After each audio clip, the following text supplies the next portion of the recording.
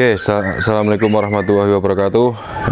Ini konten saya selanjutnya menjawab dari pertanyaannya Mas Yusuf ya. Di sini saya punya kasus yang sama. Ini salah satu murai batu yang memang mempunyai birahinya sangat tinggi sekali, tapi dia masih memiliki emosi seperti itu ya. Mungkin kurang lebihnya kalau ada kesamaan nanti bisa diterapin di rumah untuk murai batu tipikal seperti ini. Burung ini saya kasih tahu dulu. Burung ini kalau makan dia rakus. Ketika kita masukin ke tangan juga ini ya, langsung nyerang tangan ya, seperti itu ya teman-teman.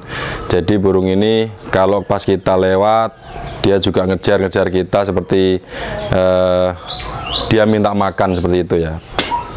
Nah, seperti itu. Nah, ketika saya jalan, dia selalu ingin ngejar saya. Seperti ini ya. Nah, ini bisa dilihat teman-teman. Nah, seperti ini. Jadi, ini yang kita punya kasus kemungkinan sama seperti punya Mas Yusuf, atau mungkin ada teman-teman yang lain punya kasus yang sama seperti ini. Hari ini kita bahas ya. Seperti apa pola rawatannya. Jadi biar teman-teman di rumah tidak salah penanganan ya untuk menangani murai batu seperti ini. Oke, ini kita kalau deketin seperti ini. Nah, ini burung ini lulut ya. Ini matokin tangan juga. Kalau kita masuk juga ngejar. Jadi kompleks sekali penyakitnya ya.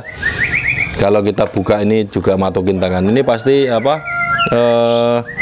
Dari yang dulu itu memang ada ketergantungan pakan ya dari EF jangkriknya.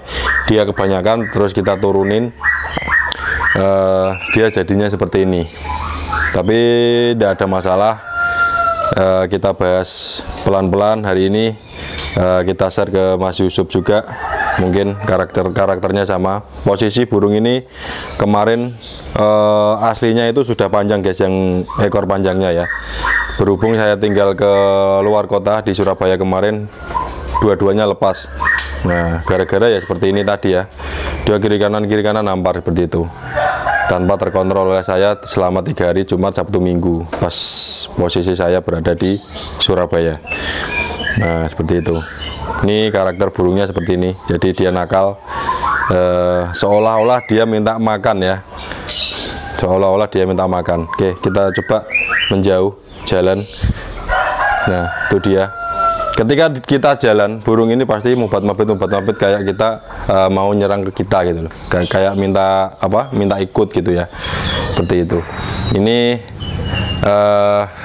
kita santai saja. Jadi tidak perlu panik, tidak perlu khawatir dengan burung seperti ini. Lakukan saja pelan-pelan. Kita cari tahu dia takut apa dulu ya. Kita cari tahu dia takut apa dulu. Entah itu botol aqua, entah itu sapu, entah itu topi, entah itu yang lainnya ya teman-teman ya. Kalau burung ini takutnya sama topi teman-teman. Topi yang memang warnanya agak mencolok ya, pink ya. Nih. Nah, topi ini ya. Dia takut. Nah, ketika saya giniin dia pasti takut. Ya. Dia tidak bikin stres, tapi kita mau ngasih pelajaran ke dia biar dia tidak terbiasa sama kita ngejar seperti itu ya. Kita merawatnya pun setiap harinya biasanya saya pakainya topi ini atau bisa topi yang lain. Dia takutnya sama topi. Ketika saya mau pegang sangkarnya ataupun ornamennya, pasti saya pegangannya ini ya teman-teman ya. Saya pegangannya ini, jadi dia biar nggak terbiasa sama kita. Walaupun setelah kita taruh topi kita, dia kembali lagi seperti itu, tapi tidak ada masalah ya. Jadi yang penting ini cara pertama saya untuk membuat dia takut ya.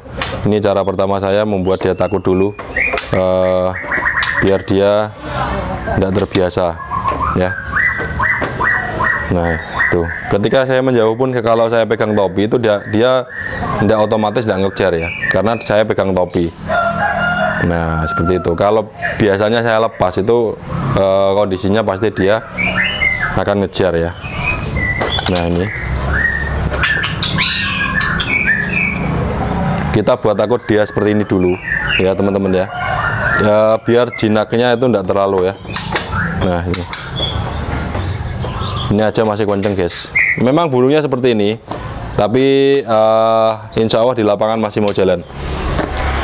Nanti kita kasih tahu next kalau memang benar-benar sudah tuntas saja ya ekornya ya. Tapi sebenarnya sih burung ini mau dibuat main sih nggak apa-apa ya. Sekedar untuk ngasih tahu ke teman-teman, bolehlah besok atau kapan kita gantangin nih dengan posisi ekor seperti ini. Oke lanjut Cak. Maaf baterainya habis tadi, mikrofonnya. Langkah selanjutnya ketika kita ngasih makan ya, ketika kita ngasih makan penanganan burung seperti ini, kita udah nyiapin di dalam karamba ya. Nih contohnya nih teman-teman ya. Nah ini saya siapin cepuk seperti ini, udah saya siapin di dalam karamba ya. Nah sesuaikan menu EF-nya dengan menu harian ya. Sesuaikan dengan EF yang kita kasih lah ya, entah itu 10 entah itu 7 hariannya. Pokoknya jangan sampai dia merasa lapar seperti itu ya. Tapi karakter seperti itu biasanya memang hilangnya susah ya, lama biasanya ya. Masalahnya dulu mungkin dia di full folding sebelum kita take over ya, itu udah di full folding. Nah seperti itu ya. Untuk pemberian jangriknya juga kita ndak kita buang kepalanya, tapi kita biarin seperti ini ya, biar dimakan, biar dia terasa kenyang dengan kondisi jangkrik seperti ini ya. Nah itu salah satunya untuk menghindari matuk tangan ya. Untuk menghindari kita udah siapin dulu di sini, nanti kita masukin, kita biarin dia makan. Setelah dia makan, dia mau mandi silakan. Kalau memang lama dia tidak mandi, kita masukkan ke kandang lagi seperti itu ya teman-teman ya. Oke, itu salah satunya cara kita bisa memberikan pakannya itu dengan cara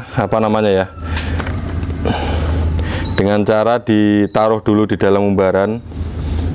Nah ditaruh dulu di dalam umbaran, habis itu baru kita masukin burungnya ke dalam karamba, karamba ya teman-teman ya. Nah itu kita udah cawisin cepuk juga di dalam karambanya supaya dia makan di situ ya, untuk menghindari ketergantungan dia sama kita seperti itu. Burung agar tetap stabil, tetap mau jalan di lapangan biar enak gitu ya. Oke, kita coba masukkan, tapi kita harus pakai topi ataupun bisa pakai plastik ya. Oke, kita pakai topi saja hari ini. Kita pakai topi, kita pegang topi. Kalau dia kita pegang, kita harus pakai topi biar dia nggak matukin tangan kita ya. Nah seperti ini dia juga takut. Kita taruh aja seperti ini, kita taruh aja topi kita di atas burung kita. Nah seperti ini biar dia nggak terlalu ngejar-ngejar tangan ya, seperti itu ya teman-teman ya. Ketika kita masukin, dia tuh udah mau masuk ya, pengennya udah mau masuk. Nah seperti ini. Nah tuh, oke, itu cara selanjutnya ya. Kita bisa pegang sangkar kita dengan membawa topi ataupun plastik, dengan syarat burung harus ditakutin dulu, dia biar hafal dengan apa yang kita lakukan ke dia. Tapi jangan sampai ini ya membuat dia sakit ya. jangan sampai menyakiti ya. Nah, itu dia makan, kita biarin dulu dia makan ya teman-teman ya, seperti ini. Nah, lakukan tiap harinya seperti ini ya. Kita belum mau mengumbar, masalahnya ekornya juga masih dorong teman-teman ya. Ini salah satu cara ketika saya nanganin burung seperti ini ya. Makan, pur, nanti kita ganti. Dia masih di dalam karamba ya, biarkan dia mandi dulu atau makan dulu. Setelahnya kita bersihkan sangkarnya, terus kasih purnya yang baru, terus minumnya lagi kita ganti, seperti itu ya. Itu untuk apa namanya, agar tidak kecanduan, agar tidak ketergantungan sama kita ya. Itu salah satunya Om Yusuf mungkin punya kesamaan, ketika kita pegang sangkar nih, burung langsung ngejar tangan. Nah, kita bisa pakai sesuatu nih untuk menghindari dari patokannya si murai itu tadi. Nah, tiap harinya kita obiain terus pakai topi ataupun plastik ya, biar dia tetap takut ketika kita bawa seperti itu. Ini rawatan harian ya, beda lagi kalau nanti di lapangan. Biasanya karakter di lapangan terkadang ada seperti itu. Kalau kita memang kontrol udah hariannya udah bagus, nanti kita tinggal set di lapangan. Ini salah satunya teman-teman. Nah, untuk burung ini langkah selanjutnya saya tidak kasih di gantungan ya. Saya kasih burung ini itu hanya di bawah. Kita taruh di bawah, kita sendirikan di kamar dengan syarat lingkungan kita aman dari kucing ataupun tikus ya, seperti itu. Jadi benar-benar apa yang kita taruh burung kita itu benar-benar aman dari jangkauan tikus, kucing, dan yang lain. Jangan sampai kita naruh burung kita seenaknya gitu ya, nanti malah jadi buruan para kucing atau tikus ya. Soalnya dia posisinya di bawah. Kenapa di bawah? Kita hanya pengen meredam birahinya atau emosinya yang memang agak berlebihan di birahinya, seperti itu. Ini cara saya merawat burung ini. Nanti kita lihat lapangannya seperti apa sih ketika sudah saya lakukan treatment seperti ini. Seperti itu ya teman-teman ya. Oke, untuk penambahan extra fooding yang lain, saya tidak pakai kroto burung ini juga. Saya tidak pakai ulat hongkong. Mungkin bisa pakai ulat hongkong ya. Kalau sekedar hanya di lapangan kita ngeraba lah ya, seperti itu. Ini kita rawat seperti ini. Nanti kita kasih tahu ke teman-teman.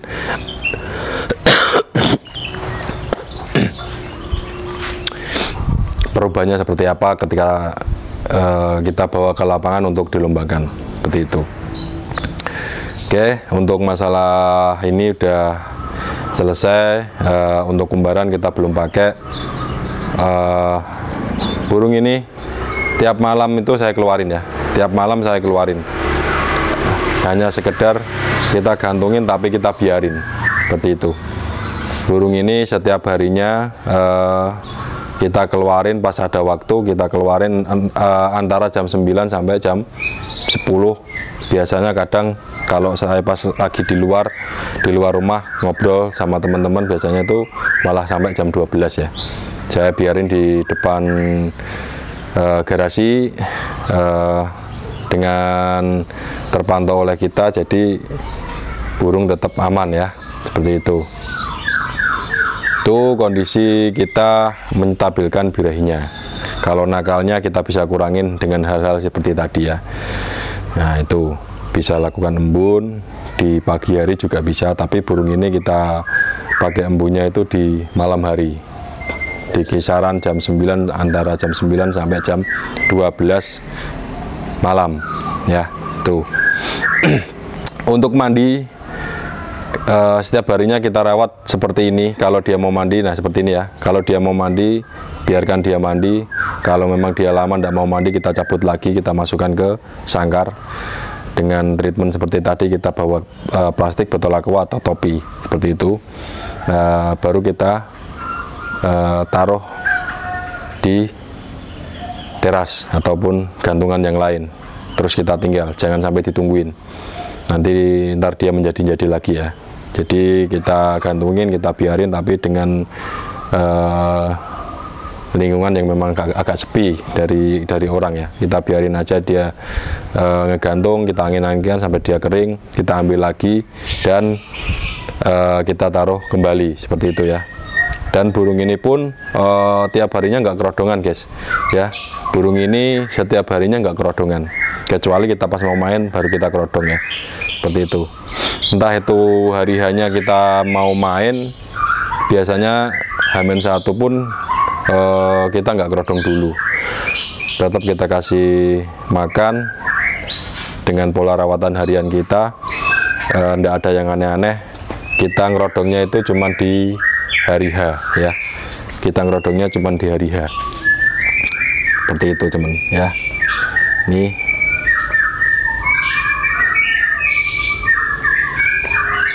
nah seperti ini ya. Terus cacing, saya nggak pakai cacing teman-teman. Burung ini kita lihat karakter juga ya, karakter burung kita. Kalau kita misalkan kita kasih cacing dia drop, kita bisa kasih cacing. Tapi kalau kita kasih cacing kok cenderung malah bikin burung kita semakin nggak enak, kita lepas saja cacingnya, tidak usah pakai yang aneh-aneh ya. Cacing itu sebenarnya ya bagus buat mengontrol birahi, tapi kalau misalkan ada burung yang memang kita berikan cacing itu malah justru menjadi drop, jangan ya kasih. Kalau kita mau kasih cacing itu seminggu sekali atau 2 minggu sekali atau 1 bulan sekali itu kasih, tidak apa-apa ya, untuk hanya sekedar cemilan dan mengontrol birahinya juga ya, birahi dan emosinya. Oke, seperti itu. Jadi mungkin ada teman-teman yang lain yang punya kasus yang sama seperti burung ini. Ketika saya menyampaikannya kurang pas, bisalah ditambahin ya. Beda orang beda penanganan, seperti itu ya. Beda orang beda penanganan, beda burung juga beda karakter, seperti itu. Jadi tidak ada yang sama, tetap kita meraba ya, dengan pelan-pelan, insya Allah nanti pasti ada hasilnya, seperti itu. Ini kita akan ngomong seperti ini, dikira omong kosong, tapi nanti next tetap kita gantangin burung ini dengan perawatan seperti ini, apakah dia mau jalan di lapangan, seperti itu ya. Oke, untuk perawatan sudah, kita menuju ke vitamin. Burung ini tetap kita kasih vitamin. Masalahnya dari asupan nutrisi dari fur ataupun jangkrik yang kita berikan itu terkadang kurang ya. Vitamin bisa apa saja asalkan dia cocok dan tidak memperparah birahinya ya. Bisa pakai apa saja ya. Di toko burung banyak vitamin yang mengandung nilai gizi atau nutrisi yang memang dibutuhkan oleh kondisi burung, seperti itu. Biar burung kita itu tetap fit ya. Biar burung kita itu tetap fit walaupun kondisinya seperti ini. Nah, orang aja butuh vitamin. Terus misalkan ini ya, pemain petinju atau pelari gitu kan, kita juga ngelatih fisik, juga perlu butuh vitamin ya, seperti itu. Tidak jauh beda sama burung kompetisi seperti ini ya teman-teman. Jadi vitamin itu perlu, asalkan vitamin yang kita berikan itu cocok sama burung kita ya, cocok sama burung kita dan tidak memperparah birahi dia. Biasanya ada salah satu vitamin ketika kita berikan, entah itu dosisnya berlebihan atau kurang, terkadang itu malah menjadi parah ya burung kita ya, birahinya ya, memperparah keadaan, seperti itu.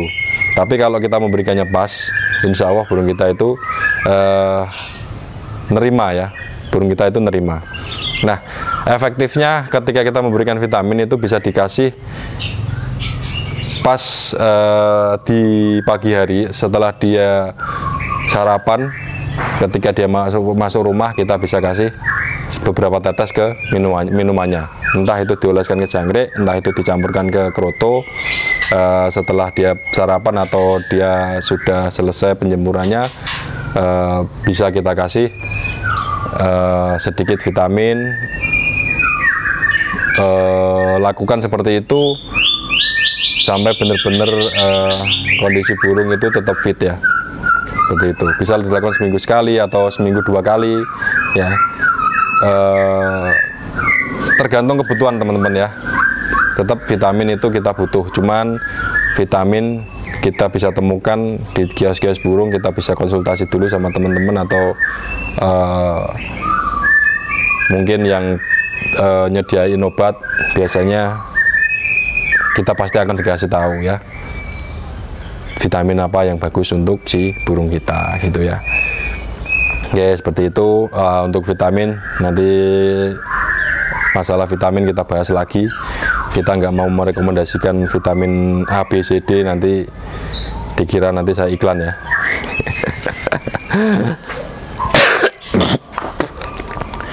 Oke, itu masalah vitamin. Next kita bahas settingan untuk lombanya. Jadi ini